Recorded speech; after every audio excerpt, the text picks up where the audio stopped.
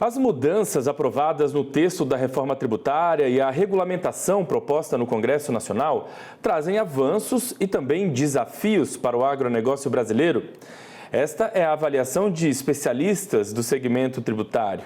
Um dos principais destaques foi, por exemplo, a redução de alíquotas sobre insumos. Quem comenta essas mudanças com a gente agora é o especialista em direito tributário, Ranieri Genari. Ranieri, seja muito bem-vindo com a gente. Primeiramente, um bom dia, tudo bem? Bom dia, Felipe. Um prazer estar falando com vocês. É uma satisfação nossa recebê-lo por aqui, viu? Bom, a reforma, ela prevê de fato a redução de alíquotas de tributos sobre insumos agrícolas.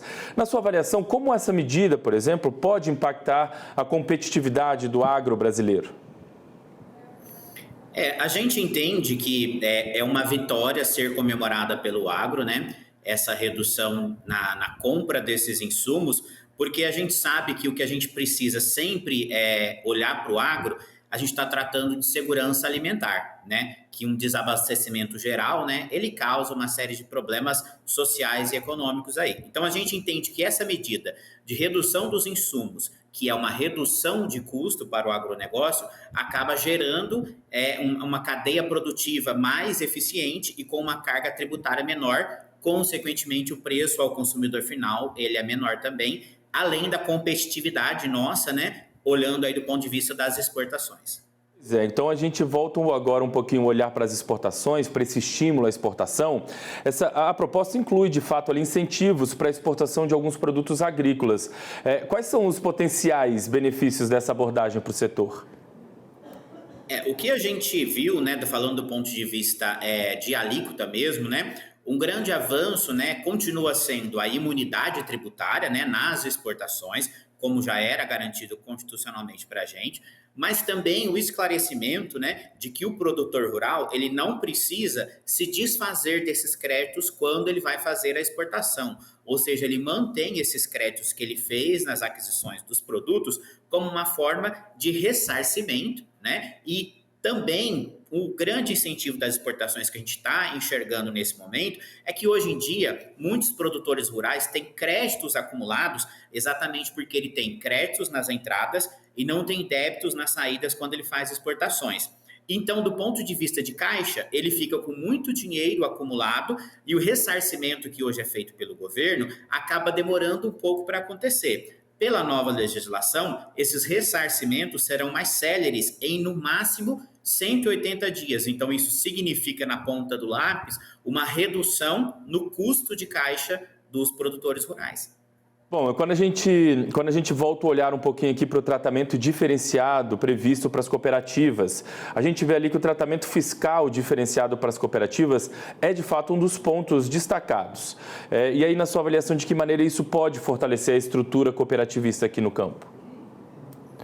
Esse também é um ponto que a gente tem olhado bastante nos últimos anos, né? Se a gente for olhar nos primórdios da legislação tributária, a figura do cooperativismo não era uma figura contemplada, ela passou a ser conforme isso foi sendo implementado. Então, ela, de novo, ela está sendo resguardada, né? Então, os atos cooperados, que é o que a gente chama, né? As relações entre o cooperado e a cooperativa, continuam protegidos. Então, vai haver aí um crédito presumido nessas operações, mesmo quando o produtor ele não for contribuinte de CBS e IBS, a cooperativa vai poder fazer esses créditos, né? O que a gente destaca é que tem ali algumas nuances que ainda precisam ser esclarecidas pelas próximas legislações que vierem regulamentando essa lei complementar, para dizer de fato em quais operações haverá manutenção do crédito, em quais operações deverá se haver o estorno do crédito e a forma de cálculo desse crédito presumido que as cooperativas terão, porque, de novo, quando a gente fala de crédito, a gente está falando de redução do custo operacional e, consequentemente, da carga tributária efetiva da operação. Ranieri, a implementação do IBS, né, que é o Imposto sobre Bens e Serviços, pode resultar em tributação em cascata, pelo menos é essa avaliação de alguns especialistas. Queria saber se você também entende dessa maneira e quais seriam as implicações dessa mudança para a cadeia produtiva agrícola. O que a gente diz é que, assim, hoje o nosso sistema ele é tributado em cascata, né? Ele não tem o que a gente chama de não cumulatividade plena, ou seja, eu não me credito 100% do que eu adquiro, mas eu faço o débito de tudo. Então, consequentemente, eu acabo retributando a minha operação. Eu não tributo apenas o valor agregado que eu, naquela etapa, coloquei naquele produto ou naquele serviço. O desenho da nova tributação, né, da legislação tributária com a reforma, ele é para trazer essa não cumulatividade plena. Então, a ideia é, eu vou tributar apenas o valor agregado. Por isso que no exterior é conhecido como imposto sobre valor agregado, que a gente chama de IVA, né? Então, o nosso IVA dual, ele vai ter CBS e IBS na outra ponta. O que deve ser observado é porque, assim, cada vez que a legislação começa com alguns entraves, olha, isso dá crédito, porém, essa parte não dá crédito. Para que você possa fazer esse crédito, determinada situação do débito. Então, isso tudo vão criando distorções na tributação e, consequentemente, a gente vai carregando o tributo para o próximo elo da cadeia. E é como eu disse, quando no sistema atual, né, a gente não tem uma expectativa de ressarcimento dos tributos mais célere, então quando a gente pede ressarcimento hoje, demora 2, 3 anos, até 5 anos para você ser ressarcido de um crédito que você acumulou ao longo da cadeia, isso gera tributação em cascata, porque querendo ou não, o custo do dinheiro que eu tenho que colocar naquela operação, já que eu não tenho o ressarcimento do tributo, ele acaba sendo repassado no preço, consequentemente o preço aumenta, a tributação aumenta também e o custo para o consumidor final. A gente entende que a implementação dessa nova legislação, ela vai trazer, talvez no início, uma adaptação necessária que pode acarretar uma tributação em cascata, mas que a tendência é que ela passe a ser naturalmente não cumulativa plena e elimine essas distorções.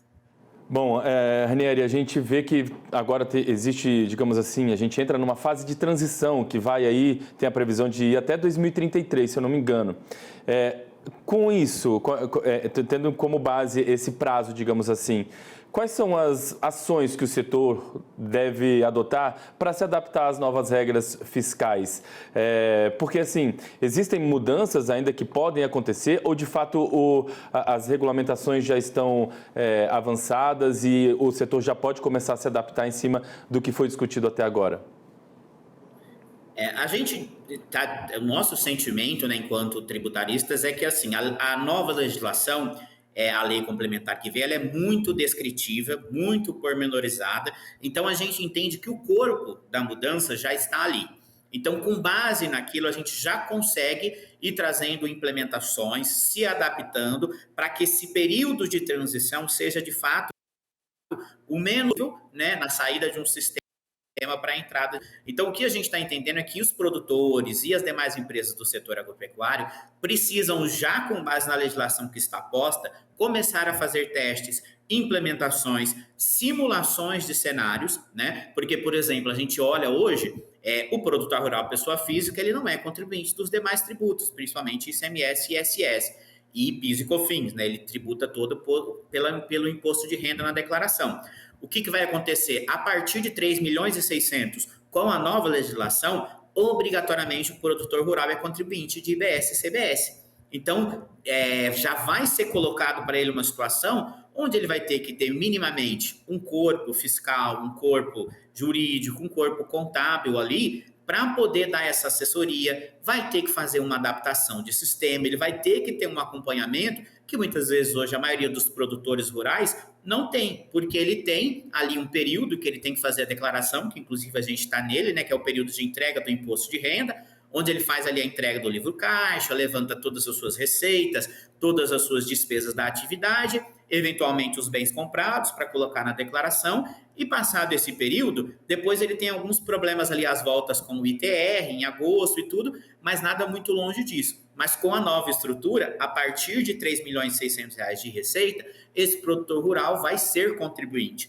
Então ele vai precisar mensalmente acompanhar créditos, débitos, quais operações ele está fazendo, se ele vai ter algum incentivo em relação à redução de base de cálculo, se ele não vai ter. Então é necessário que nesse período de transição, todas as empresas do agro, sejam produtores rurais ou não, ou cooperativas, passem a ter esse olhar para a nova legislação, porque ela já está colocada. ela não está mais em discussão. Terão novas implementações, então a gente vai ter um pouco mais de clareza em alguns pontos, mas o corpo dela já está colocado, então a gente consegue já trabalhar com aquilo que a gente tem. Bom, e para a gente amarrar aqui a nossa conversa, eu queria uma avaliação geral sua em relação a essa reforma tributária. Apesar de todos os poréns que ela trouxe aí, você avalia que a reforma tributária para o agronegócio, ela se apresenta como mais desafiadora ou, de fato, uma reforma que traz mais avanços quando a gente faz esse recorte para o agronegócio? Olha, eu diria, Felipe, que assim, ela trouxe sim bastantes avanços em relação à simplificação em algumas questões, principalmente por uma tributação centralizada principalmente numa única legislação de consulta, o que para a gente no dia a dia já traz bastante conforto, ou seja, a gente não precisa ter vários dispositivos legais de consulta, a gente tem um compilado melhor, mas principalmente para o setor do agro, eu preciso fazer um recorte importante, porque hoje, vamos dizer assim, o produtor rural pessoa física, ele não tem essa preocupação com relação aos tributos de consumo, porque a operação dele tem diferimento, né? Então, quem sempre paga os tributos da operação dele é a pessoa próxima da cadeia, até chegar ao consumidor final. Esses tributos são postergados, estão diferidos. Agora, com a nova legislação, teremos ainda as mesas figuras, mas ele vai precisar fazer um controle. Então, o que a gente chama de custo de compliance, né, que é o custo de conformidade tributária da operação, ele tende a ter um pouquinho de aumento. E eu faço principalmente uma crítica importante, porque o setor de serviços, ele foi bem impactado com a reforma, porque ele é atualmente muito pouco tributário, né? Ele é muito pouco tributado, então ele vai passar a ter uma carga efetiva muito maior. E hoje no agro, a gente vê que na cadeia do agro, os serviços são muito importantes, sejam eles de colheita, de plantio, de pulverização. Então são todos serviços que são contratados e naturalmente são incorporados ao preço do produto final.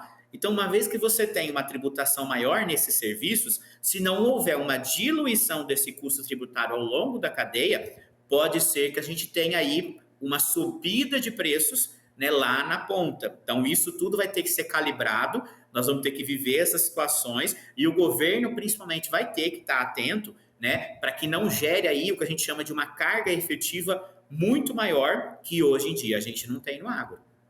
Muito bem, Ranieri, muito bacana essa nossa conversa para a gente dar uma refrescada aqui na memória em relação a esse assunto, né? Estava um pouquinho parado, digamos assim, essa questão aqui dentro do nosso noticiário, então é sempre bom refrescar a memória da nossa audiência em relação a essa questão tão importante que é a reforma tributária e os impactos dela para o nosso setor. Quero agradecer demais a gentileza de ter conversado com a gente em pleno feriado na manhã de hoje. Quero desejar a você aí um ótimo dia, um ótimo fim de semana e vamos conversar numa nova oportunidade, com certeza. Com certeza, Felipe. Sempre que precisar, a gente está à disposição aí para conversar. Um abraço. Valeu.